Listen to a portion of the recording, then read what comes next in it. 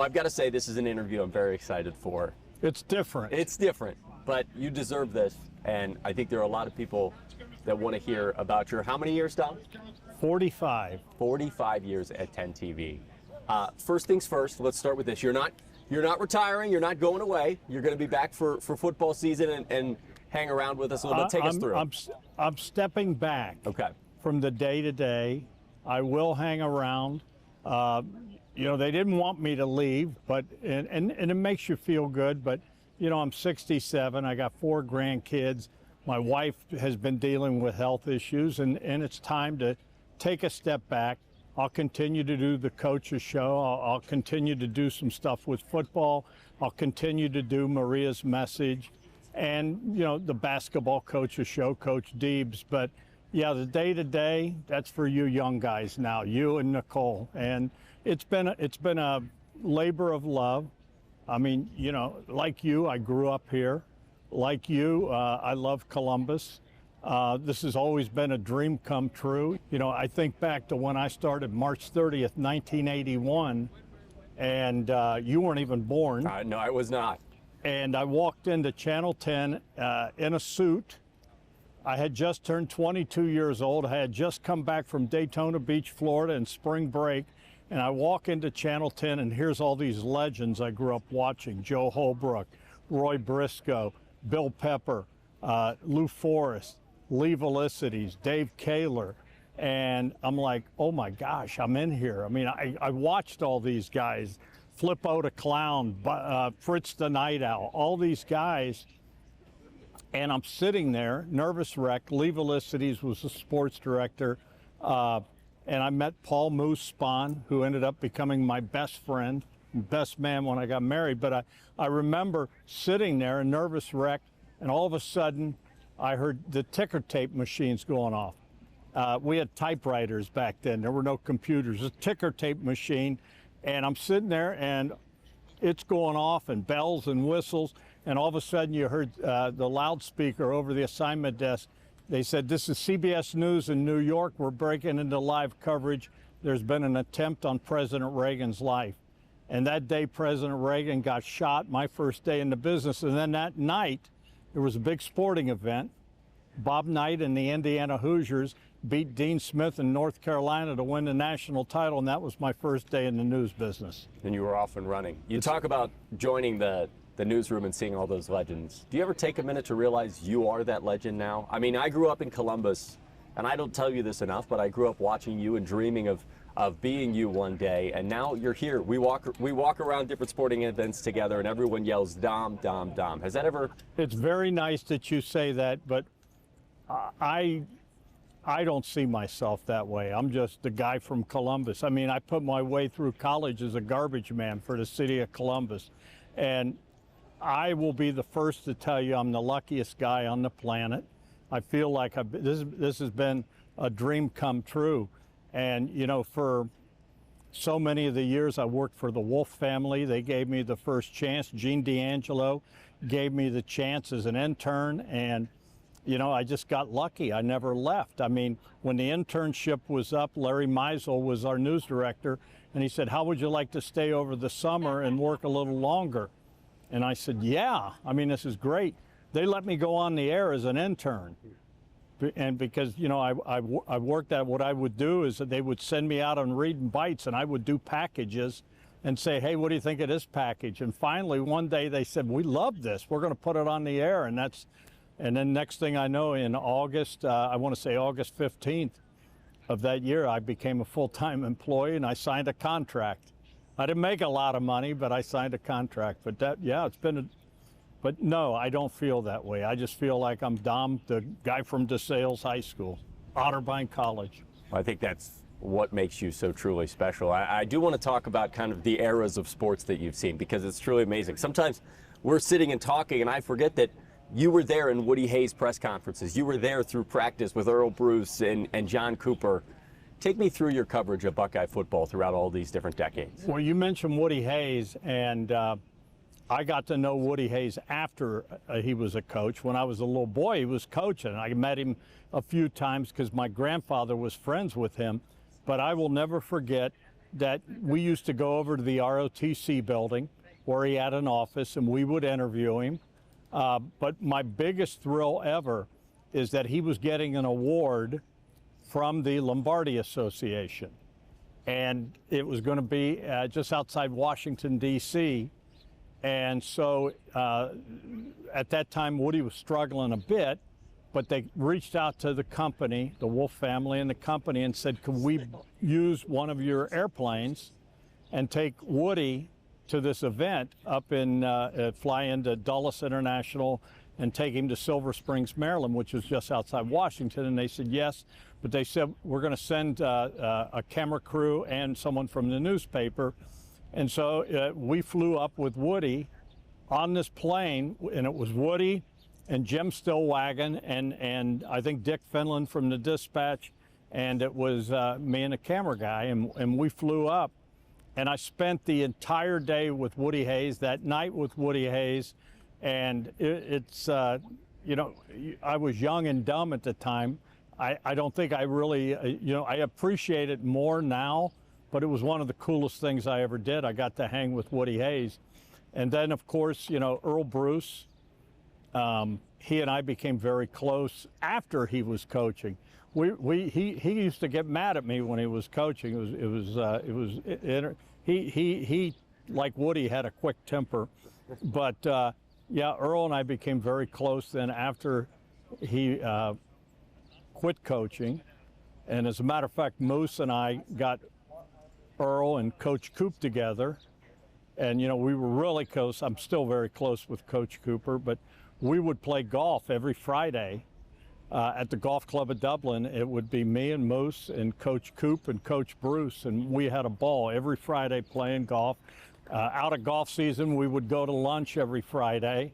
But John Cooper, I'll tell you a true story about John Cooper and all the coaches that coached at Ohio State, and I think you'll agree with this, they have that general's mentality, that Patton mentality. I made the decision, it's the right decision, and that's it. Don't question, you know. Coach Coop's the only guy that's ever apologized to me. And it was when he was coaching, and I was doing sidelines for the Ohio State Radio Network. We were up in Minneapolis in the Humphrey Dome, and it was just before halftime, and Ohio State was in field goal range. They were like on the 15-yard line, 20-yard line, right in there, but definitely field goal range. And there was like a minute left in the half, and some things went wrong and whatever, and they got no points, zero. You didn't get a kickoff. And so the guys in the booth were whatever, and so, you know, I would do the walk-off with Coach. Well, I had to ask him what happened, and I said, Coach, obviously didn't get any points there, you're a little bit frustrated. And he goes, what the heck kind of question's that? I thought this was our radio network. And he was like mad. And I'm going, oh my gosh. And he just kind of stormed off. And I'm going, oh my goodness. I said, this will be the last time I do the radio network. So the second half is getting ready to start. And one of the managers runs down and says, Coach Cooper wants to see you right now. And I'm going, oh my gosh. And I go up to him and he goes, hey buddy, I'm sorry. I am so sorry. You're damn right I was mad and I took it out on you. Can we go back on the air? I want to apologize to you. I am so sorry. I should not have taken that out on you. I was mad. We screwed around. We should have got points there. And I was upset. And can we go back on? And I said, no, don't worry about it. But that was Coop. Nice. And he just did it. Coop's like a big brother, a dad to me. I love hanging with him. And then, of course, after him was Coach Tressel, and I love that guy, Coach Tressel. What a guy, you know. I mean, I think the world of him. And then, you know, Luke, for 1 year. Luke's a DeSales boy. I think the world of him. I've known Luke forever. And then, obviously, Urban. I was very close with Coach Myers. As a matter of fact, when our Maria died, Urban was like the second or third person that called me that morning at 6 a.m. And he called me for like that whole week. And I'll never forget that, what he did. They put MT on all the helmets for Maria, and this was Urban's. I wear that today right here. That was Urban's, but you know, he called me, and you know, he's. Well, that after the game, one of the great moments, all the hugs from the guys. That was my first game back, and Yes. I'll never forget that. My first game back, they had just beaten Wisconsin, and I'm outside the locker room, and I'll be honest with you, I was still in shock. I was in shock for the first 5 years, and when you lose your child, you don't, you know, it's, and it took me a while just to feel like me again. But I'll never forget that. I'm outside the locker room, and what had happened is when Maria died, you know, I missed the one game. Kenny Guyton played at quarterback. And then the next week was, I want to say Wisconsin. And so Maria's funeral was on a Monday. I taped the coach's show on Wednesday. And I went back to work. I taped the coach's show. And, you know, John Wolf and Gordon Gee called me, and they said the most important thing you can do is go back to work. And I'm glad I did, because it just staying busy, you know. And so I went back to work, and I taped the coach's show. And when we got done taping it, Urban took me down and introduced me to the whole team and said that I was family and that they needed to rally around me. And they gave me Kenny Guyton's helmet that he wore in that game, and it was signed. And so when I did that game, then after the game, you know how I'm always outside the locker room getting the interviews. And so the guys, when they came off, every one of them came up and hugged me, and I just, you know, I'm gonna start crying now. I don't cry very often, but yeah, you know,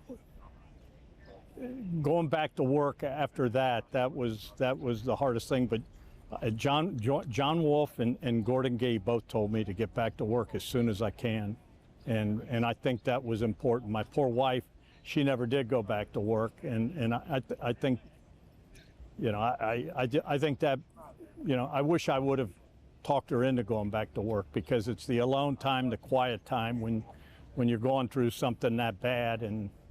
But you know, I will never forget what Urban did, and I'll never forget, you know, Tress reached out to me, Earl Bruce came to my house, Coop. I mean, it was, and what Ohio State and Gene Smith did, and you know, I owe them all a debt of gratitude. Growing up in Columbus, I remember when that happened. Obviously, you and I didn't know each other at the moment, but it felt like the entire city was behind you. You took that horrible, horrible tragedy and turned it into what is an amazing movement, an amazing lesson for so many children. I think, how many students have you spoken for now, Dom? Hundreds of thousands now, couple 250, 300,000, easy. To see that grow into that. And you know, Maria's message, and I didn't know what I was going to do. Rita Wolf, who was the daughter of John Wolf, took me to lunch, and she said, what do you want to do?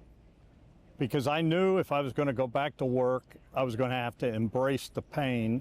I was going to have to, because you can't run and hide. I said, I either embrace this or I just say, you know, I'm not going to go back on TV. And so we had a nice lunch, and you know, at that time I didn't realize, and then I did, in talking to some people, I never knew car crashes were the leading killer of children.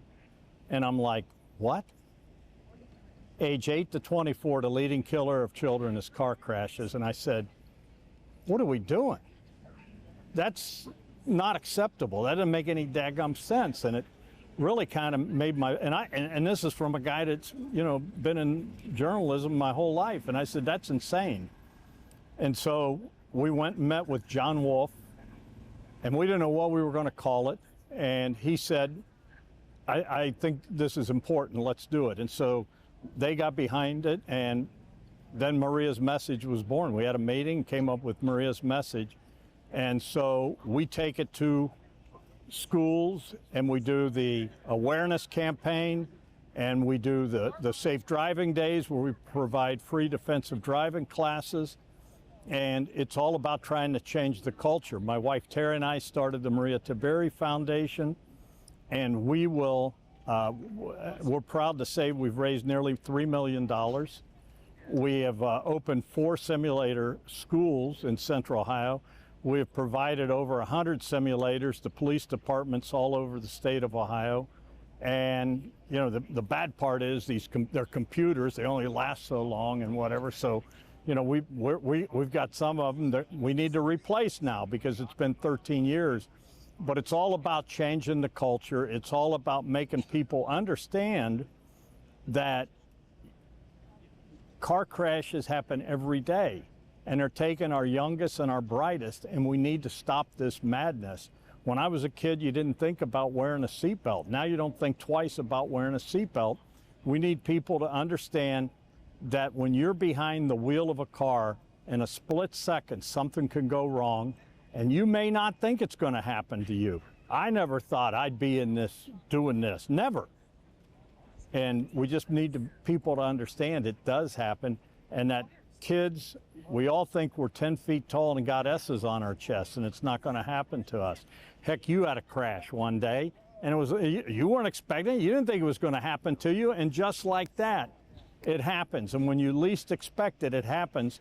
And my whole goal, there's nothing I can do to bring Maria back, but my goal is to keep other families from going through the nightmare of what Terry and I had to go through in my family. And so I will always have a great debt of gratitude to Channel 10 for getting behind this. You know, our foundation, I say this, every 501c3 foundation would love to have a TV station behind them. And we are blessed to have that. We're able to do what we've been able to do. You know, I'm part of the Governor's Safety Council. Governor DeWine has been amazing.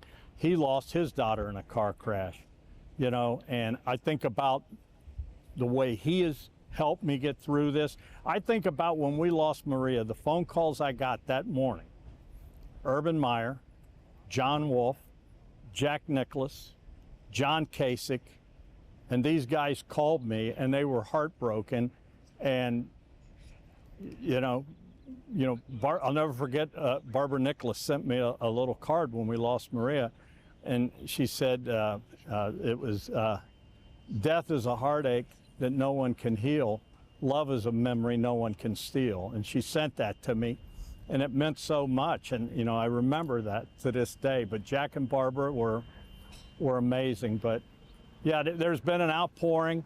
It's helped to create a mission. I call it a mission now. I got a job and I got a mission, and I just don't want it.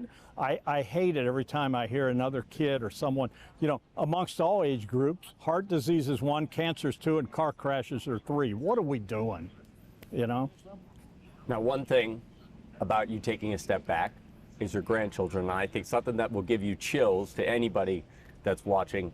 Your newest grandchild. Well, Maria was born on May 4th. My dad was born on May 4th.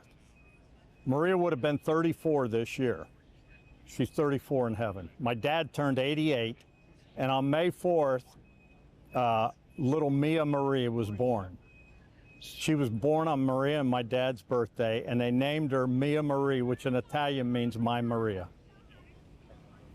It's amazing. Yeah, I mean, I'll tell you, she's amazing. She looks down on us, and you know, I will say this to all parents out there that lost a child or ever have lost a child. There's nothing that prepares you for it. You don't know, you know, there's no name. You're a widower, or you know, you know, but there's not. They don't have a name for someone that loses their child, because it's so terrible, because no one ever wants to lose a child. And but she is with me every step of the way. I got a little angel on my shoulders, because there is no way in heck I could do the stuff that I've done, get in front of all these kids And it's not just kids. I've talked to businesses and to all these folks. And to football teams. You know, Ryan has had me talk to the football team. I've talked to the basketball team. I've talked to, you know, all these folks. I share the most horrific thing in my life. And the only way I can do it is I got an angel on my shoulder. So I know she's okay, but I worry about her. You always will. You always will. You've got an angel on your shoulders in the city of Columbus behind you. What's it been like for you to do this for 45 years in your hometown? I told you, it's nuts. I don't know. I don't know what I did to deserve this, but it has been the greatest 45 years. And I can tell you, it seems like it was yesterday. I'll tell you right now, it seems like I just started. And it seems like I'm this kid walking into Channel 10 with all these legends, and here I am now. And I'm going, where did the time go? And it seems like once you start having kids and then you have grandkids, it gets, my mom always told me, she goes, it's going so fast and I want to slow it down. But I just think about, you know, a blur. They asked me, what's some of your favorite memories? Everything. I mean, it was all great. It was like all new to me. I mean, to me, can you imagine spending the day with Woody Hayes on an airplane? Can you imagine Bob Knight yelling at you? I mean, he came to Channel 10 and he yelled at me, and I loved it. I loved Bob Knight. I don't think you loved it in the moment. Oh, it didn't. That's why I tell Urban, when Urban would get mad at me, I go, dude, I was yelled at by Bob Knight. Yeah. I said, I've gotten Jack Nicklaus's steely blue eyes. Yeah. I mean, you know, it goes with the territory, you know, and I've loved every minute of it. It has been. I don't ever tell the people we work for, but I would have done this for free because it was like we had a front row seat. And yeah, I had a ball. I had fun every minute. You know me. I like, you know how I am. I'm and Nicole and I work a lot alike. We are regimented. Get the work done, have everything done, and then we can play and have fun. And no one likes to play and have more fun than me, but the work's got to be done. Put the hay in the barn, and then we'll have some fun. You and Ryan, I remember we're on the field at the national title game in Atlanta, and he's won a national championship. It's the pinnacle of his career. And the first thing he said is thank you to you. That meant a lot. I got emotional, too, with that. You know, he's allowed me to speak to the team. And, you know, I've told him, because it's not easy. And you know, I go in and see him after every news conference. I go and talk to him, and after the tough ones. And I've always told him, I said, listen, buddy, you're a family man. You got your family, you got your health, you got everything. Don't let all this other stuff. At the end of the day, yes, there's pressure. And the pressure's good because the pressure's there because it matters. And he makes a lot of money and all that stuff, but you got to keep it all in perspective. What makes Ohio State so great is also what can make it so bad. The passion the fans have. They want to win. Ryan says you got to win every game. See how it goes if you lose one, and he's right. When you lose to that team up north, you know, Earl Bruce used to say, when you beat that team up north, you can walk down High Street with your chest out. When you lose to them, you walk the back alleys and you hide. And that was from Woody Hayes to Earl Bruce to John Cooper. Urban never lost to him. Tress lost to him one time.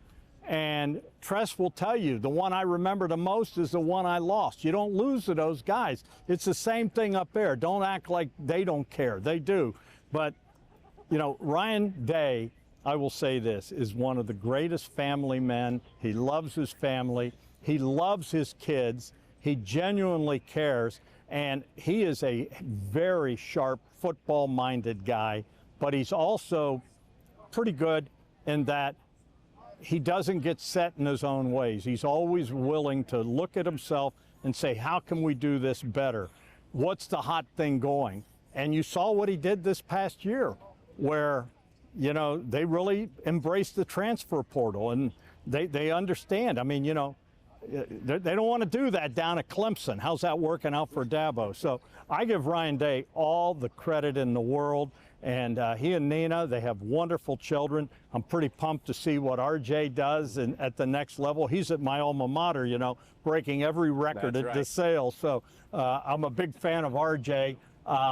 they just got to beat Watterson this year. That's the sales. An unbiased sports person. Yeah, that's their big. No, I don't. I'm just You know what I mean. All right, last question. But I'm a big fan of the Eagles too. They do a great job. Last question. I am so lucky. I've sat next to you now for 5 years, and I get to hear so many stories. What's one of your favorite stories that maybe the viewers haven't heard in this 45 years of covering things that just absolutely jumps out to you? I mean, there's just so many. I mean, you name a person, and I probably have a story about them. I remember meeting Muhammad Ali when he was here, buying a bus at the custom coach. I remember. I'll tell you one that I remember that I just was like had to pinch myself. Back in the old days, we covered the Clippers spring training, the Columbus Clippers. We would go to. They were in Fort Lauderdale, and they would train with the New York Yankees. And Moose and I flew down on the company plane to Fort Lauderdale, and we're covering the Clippers. And then we went, they were training with the Yankees. And I'll never forget, I'm in the clubhouse, and I look over and I go, oh my God, that's Mickey Mantle. I met Mickey Mantle. I met Whitey Ford. I met Yogi Berra, and I'm going, holy smokes, how cool is this? And then I think about when I drove in a horse race out at Scioto Downs, and I drove in a race against George Steinbrenner, the boss. And it was funny because they said the only way he would race is if he won, so they gave him a horse that could have won the Little Brown Jug. My horse, I think the Amish didn't want, and he's on this racehorse, and he went in like 159 and something, which back then was really, really fast. But I think about all that. I think about hanging with Jack Nicklaus. And when Gary was playing up at Ohio State, and me and Moose and Jack, we were riding around in a golf cart together, hanging out. I mean, it's, I just think it's neat that I've been blessed that I've had a relationship with these people. Yeah, I cover them, but I'll tell you right now, I root for Ohio State. I'm a fan of Ryan Day. I'm a fan of the Buckeyes. We cover them, but, I'm from here. Same thing with you. You're from here. It's different. It's personal. Well, I will say one thing from the day that I met you that I realized is that you do have a special relationship with not just every person you cover, but every person you meet. You looked off camera there because Nicole's right next to us over here. This sports department, it's an honor to work in. We have such a great bond. We're family, and we just want to say thank you for everything. Well, the one thing I feel good about is that you guys are going to be fine. You guys are talented, where I don't have the talents that you guys have. You can do all this technology stuff and all that. And when they said, hey, do you want to learn how to shoot a camera? And I just gave them the look like, what? What? I'll use my phone. But you guys and the hours you work and all that, and let's face it, the hours are hard in this business. And you miss a lot. And that's one of the reasons why I want to step back. I got 4 grandbabies. I have Giovanni, who's 7. I've got Luciano, who's 3. I've got Noah, who is going to be 2. And I have little Mia Marie. And I want to spend more time with them. We all know my wife, Terry, she's been dealing with some issues, some health issues. Knock on wood, she's okay. But I married her to spend time with her. And when you're in this business, I mean, when the kids were born, I missed the first 3 Christmases because I was at bowl games. And I just, it's the job you take, and it's what you do, the hours and everything.